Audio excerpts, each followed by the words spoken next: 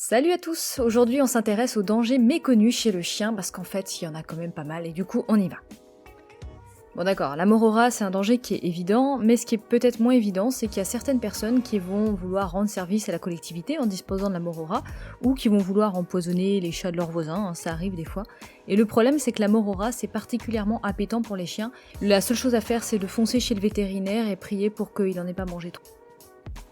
C'est vrai que je suis fasciné par des bêtes comme les araignées, les tiques, les poux, tout ça. C'est aussi important que les chiens et les chats. Ah, et c'est des rapports avec les animaux aussi. Quelqu'un qui a des tiques, qui a des poux, qu'est-ce que ça veut dire ça? C'est des rapports avec les animaux très actifs. Énorme! Autre danger un petit peu connu, je vous rassure, après on va rentrer dans des choses un peu moins connues, ce sont les tiques. Pour ceux qui connaissent vraiment pas, les tiques ce sont des petits parasites qui vivent dans les hautes herbes ou dans la forêt et qui du coup se jettent sur leur proie dès qu'elles sentent un peu de CO2 et de chaleur. Elles sont assez inoffensives en soi, mais par contre elles sont porteuses de maladies qui elles sont très graves. Et notamment chez le chien, on a la maladie de la pyroplasmose, qui est donc une maladie qui se transmet par la salive de la tique et qui peut entraîner la mort très rapidement. Donc si vous avez un animal qui présente un abattement, des fièvres quelques jours après avoir été mordu par une tique, il va être impératif de l'amener chez le vétérinaire très rapidement pour voir ce qui peut être fait, en sachant qu'un vaccin est disponible du coup pour endiguer la pyroplasmose, donc n'hésitez pas à vous renseigner auprès de votre vétérinaire à ce propos. Je pense que c'est le gros cliché l'os, on a toujours vu des petits chiens dans les BD, dans les dessins animés avec un petit os, se faire récompenser, etc. Et du coup on va avoir vite tendance à aller donner un reste d'os qu'on a dans son assiette, et en fait c'est souvent une erreur parce que la plupart des os ne sont pas du tout adaptés aux chiens et en fait présentent un risque au niveau de leur santé. Tout simplement parce que la plupart de ces os vont être beaucoup trop fragiles pour le chien qui va avoir besoin de déchiqueter et qui va du coup les détruire sans aucun problème, et ces petits morceaux risquent du coup de migrer partout dans son ventre, de rester bloqués. Il peut également tout simplement se blesser avec des os pointus à l'intérieur de la bouche ou de son ventre, ou encore au niveau du rectum. Donc voilà, c'est pas forcément des choses dont on a envie en général. Et par ailleurs, du coup, les os qu'on va donner, on va généralement donner des os cuits, et c'est précisément cela qu'il faut éviter parce qu'un os cuit va avoir beaucoup plus de chances de se fendre ou de se fendiller et du coup de faire des petits morceaux un peu pointus comme ça, qui donc sont d'autant plus dangereux. Donc mon conseil là-dessus c'est toujours de bien surveiller votre animal si vous décidez de lui donner un os, et puis surtout de lui donner un os qui serait vraiment lisse et qui serait épais, comme par exemple les os du fémur des bœufs, où là il y a beaucoup moins de risques effectivement qu'il arrive à en faire des petits morceaux et de l'enlever si toutefois ça arrivait. Et toujours évidemment le garder sous haute surveillance quand vous lui donnez ce genre de friandises. Ça doit rester aussi de l'ordre de l'exceptionnel, pour pas trop bousculer ses habitudes alimentaires. Mais bref, là-dessus pareil, vous pouvez demander soit votre vétérinaire, soit sur internet, il y a quand même beaucoup de ressources à ce propos, en recoupant bien sûr vos sources. Il y a beaucoup d'informations sur ce sujet-là qui sont passionnantes sur l'alimentation. En tant qu'à rester un petit peu dans le milieu de l'alimentation, je trouvais important de revenir sur ce point-là, parce qu'effectivement, il y a beaucoup d'aliments qui sont sur notre table qui pour le coup sont très dangereux pour le chien, vont parfois même être mortels. Donc il y en a qui sont très connus, comme le chocolat par exemple, ça je pense que tout le monde est au courant, mais il y en a d'autres qu'on voit moins souvent, et pour le coup, si j'avais pas eu de chien, je pense que j'aurais jamais été au courant. Et c'est quand même important à savoir parce que les chiens, il y en a beaucoup qui vont avoir tendance à être super curieux, et quand ils sont curieux, ce qu'ils font c'est qu'ils viennent chercher avec la bouche, et ils viennent goûter en fait, un peu comme les bébés, ils viennent goûter tout ce qu'ils peuvent, et malheureusement des fois ils goûtent des choses qui peuvent être très toxiques pour eux. Donc on a parlé par exemple du chocolat. Donc ce qui est toxique dans le chocolat en fait c'est la théobromine, qui est du coup particulièrement présente en fait dans les fèves de cacao, et donc plus votre chocolat sera noir, plus les effets seront marqués. Donc par exemple, voilà, il a été estimé que pour un chien de 10 kg, il suffit de 5 grammes de cacao pour arriver à la dose toxique, alors qu'avec du chocolat blanc, il en faudrait 22 kg. Donc là, on risque plus la pancréatite qu'autre chose. Donc voilà, ça c'est juste pour information. Et malheureusement, le chocolat n'est pas le seul aliment auquel il faut faire attention dans son domicile, parce qu'il y en a d'autres qui peuvent être tout à fait toxiques pour le chien et le chat d'ailleurs, comme pour le chocolat. Je pense notamment à tous les légumes du type ayoum, donc l'ail, les oignons, le poireau. Donc voilà, ce sont des aliments qui vont avoir tendance à détruire les globules rouges chez le chien. Donc voilà, on est sur un truc un peu tranquille quoi, un peu cool. Et comme pour le chocolat, c'est plus la dose qui fait le poison. Donc attention à ne pas laisser vos bords d'assiette ou lécher des restes, parce que souvent si on met un petit peu d'ail ou des oignons, ça peut mener à des intoxications en tout cas qui peuvent être plus ou moins graves, en sachant qu'a priori les races de type Akita sont plus sensibles que d'autres, donc pour les Shiba je pense que ça doit être le cas également. Vous avez également la pomme de terre que l'on trouve chez je pense, tous les foyers français. La pomme de terre, en fait, est très toxique pour le chien à cause d'un agent qui s'appelle la solanine. Donc la solanine, c'est un poison également pour l'homme, mais il est donc en grande partie détruit par la cuisson, et comme toujours, c'est la dose qui fait le poison, donc à petite dose, ça va. En sachant que du coup, on le retrouve particulièrement dans les tubercules de la pomme de terre, donc même pour votre consommation personnelle, pour info, veillez à bien retirer ces tubercules, et si la pomme de terre a verdi, ça veut dire que la concentration en solanine de la pomme de terre va être augmentée, donc dans ce cas-là, on recommande de ne pas la consommer. Et du coup, pour le chien, c'est d'autant plus grave parce qu'effectivement, c'est quelque chose qui supporte vraiment très mal. Il y a parfois des cas mortels d'intoxication à la solanine, donc attention à cela également quand vous faites un petit gratin de pommes de terre chez vous. Dernier aliment auquel il faut faire particulièrement attention, même s'il y en a d'autres, on va pas faire toute la liste, c'est le raisin. Et oui, et le raisin est très toxique pour les chiens. Je ne connais pas la raison, je crois qu'on ne la connaît pas en fait, mais ça peut créer des intoxications alimentaires très graves, voire le décès de l'animal, donc faites attention également à ça. La dose toxique, à ce jour, n'est pas vraiment connue, mais a priori, il suffirait d'une grappe de raisin frais pour qu'un chien de 10 kg présente des symptômes quand même gravissimes. Les raisins secs, c'est encore pire, parce qu'il suffirait d'une poignée pour que votre chien fasse une insuffisance rénale pour un chien de 10 kg. Donc pareil, faites très attention à cela, en sachant que du coup, l'idée, c'est de toute façon, si vous voyez qu'il y a des symptômes digestifs vraiment importants, que votre chien a l'air abattu, qu'il veut pas manger, qu'il veut pas boire, et qu'il a l'air d'avoir mal au ventre, n'attendez surtout pas pour téléphoner au vétérinaire ou un service d'urgence vétérinaire. Il en va des fois à quelques heures près de la vie de votre animal, donc surtout n'hésitez pas à contacter un vétérinaire si vous avez le moindre doute.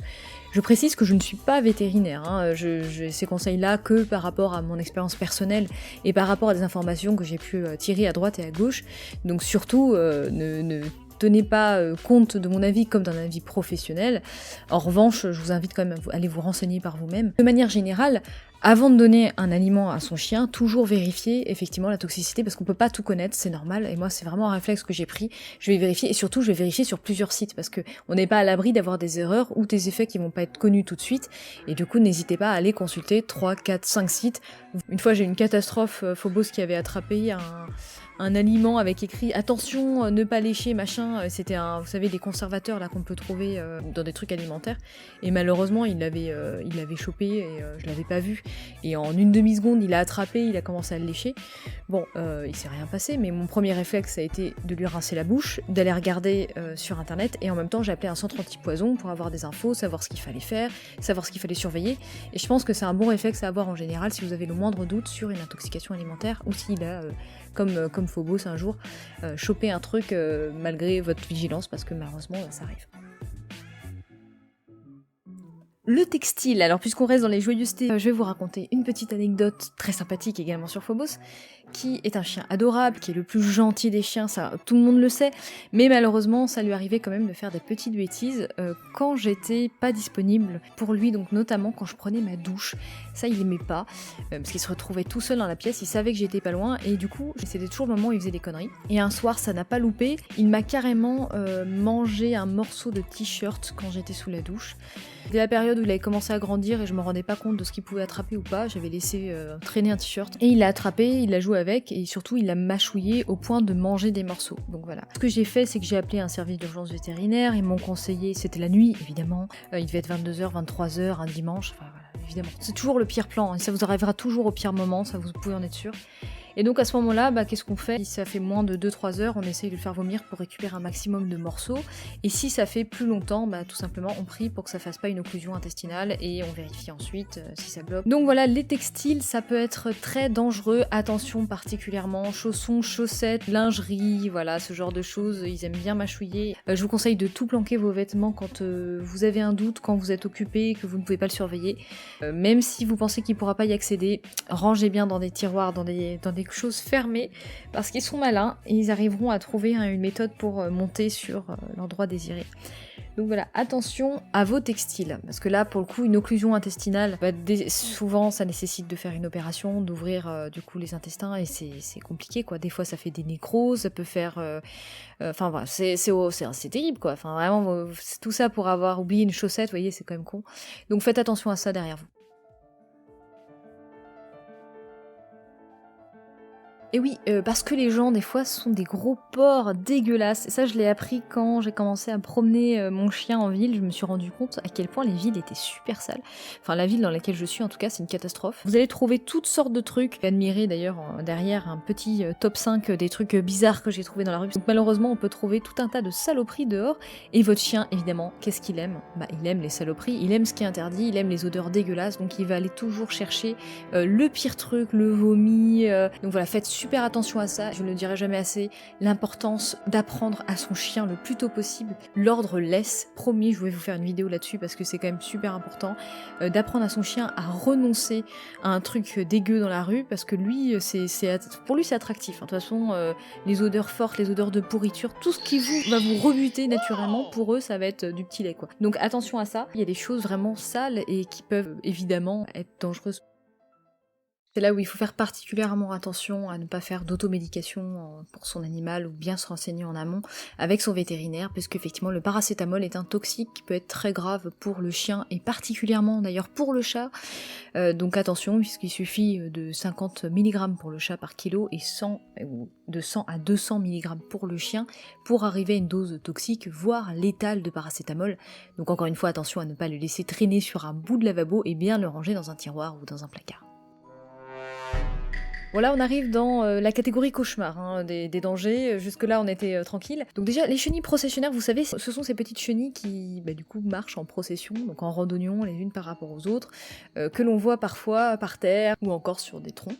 Et donc, ce sont des animaux qui sont très urticants, donc non seulement pour les humains, donc évidemment, évitez de les attraper à main nue, ce n'est pas une bonne idée, mais également, du coup, vous l'avez compris, pour les chiens ou même les chats, en sachant qu'il n'y a même pas besoin d'y avoir un contact pour qu'il y ait un problème, puisque les poils peuvent un petit peu voler. Ce qui est particulièrement compliqué, c'est qu'en fait le chien va faire des nécroses dans les endroits où il va pouvoir être touché, notamment au niveau de la langue, qui est une zone très sensible. Du coup, malheureusement, s'il perd juste un petit bout de langue, ça lui fait très mal, c'est dur, mais ça va, mais s'il perd toute la langue, là, ça va être vraiment compliqué pour lui de se nourrir, et donc il peut même en mourir. Pour ça, faites particulièrement attention. Alors heureusement, donc comme c'est une chenille, elle n'est pas là toute l'année. Les processions ont lieu particulièrement au printemps, quand il y a un redout en fait après l'hiver. Donc mars-avril, c'est vraiment des zones où c'est vraiment très compliqué, où il faut faire vraiment attention par terre, où vous mettez les pieds. Mais c'est vraiment difficile. Enfin, dire que des fois, on se promène et on se rend vraiment pas compte. Je dis beaucoup de fois vraiment. On se rend pas forcément compte que d'un coup, il y a une procession de chenilles. Donc méfiez-vous dans les endroits où il y a des conifères. Ce que vous pouvez faire, c'est observer en amont.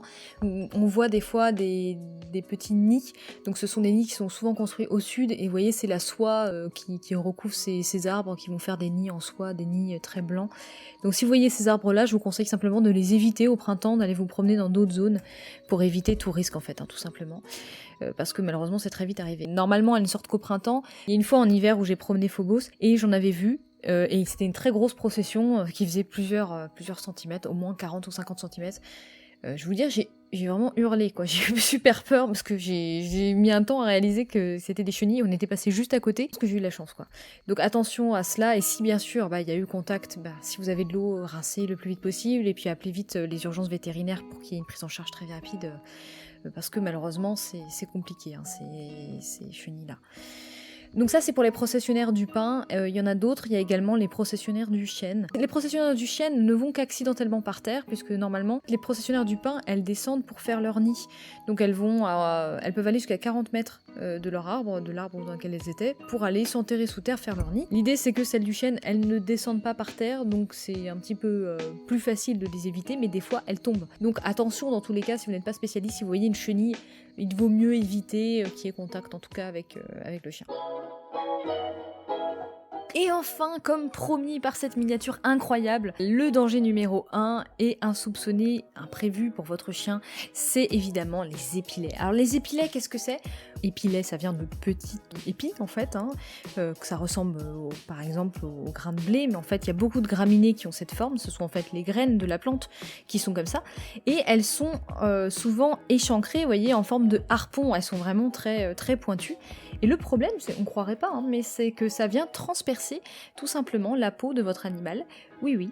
On en a fait la douloureuse expérience avec Phobos, le pauvre, qui à un moment avait la patte qui saignait et en fait tout simplement on s'est rendu compte qu'il avait probablement eu un épilet. Alors on n'a pas la certitude parce qu'on a juste retrouvé des tout petits morceaux d'épilet, on n'a pas retrouvé un épilet entier.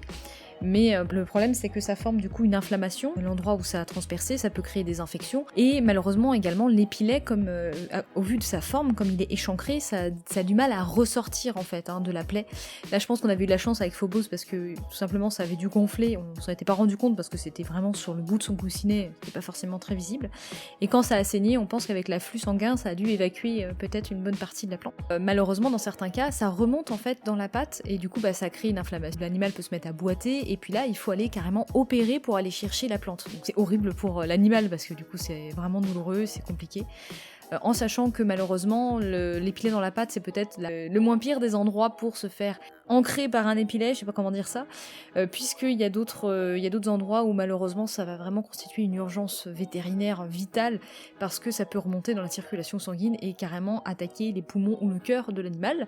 Donc là faut pas rigoler avec ça, c'est quand l'épilet va rentrer du coup dans le nez, dans les oreilles ou même dans les yeux, parce que oui ça peut arriver dans les yeux. Ou tout simplement si votre chien décide de gober les épilets, ça peut être un petit peu pénible aussi. Donc le pire ça reste quand même dans le nez ou dans les oreilles parce que là on arrive vraiment sur des conduits qui peuvent mener directement au poumon. Là je vous laisse imaginer les dégâts d'un corps étranger qui remonte comme ça jusqu'au poumon.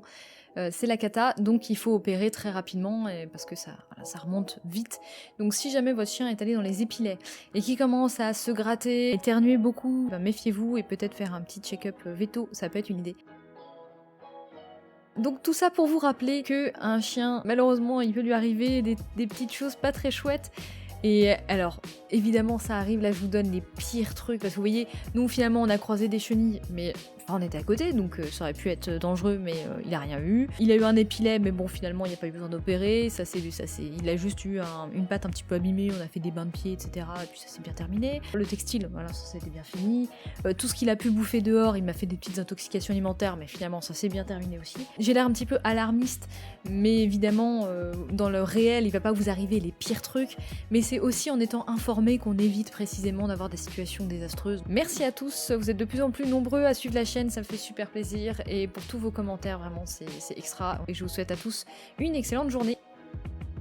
À droite, oui. Là.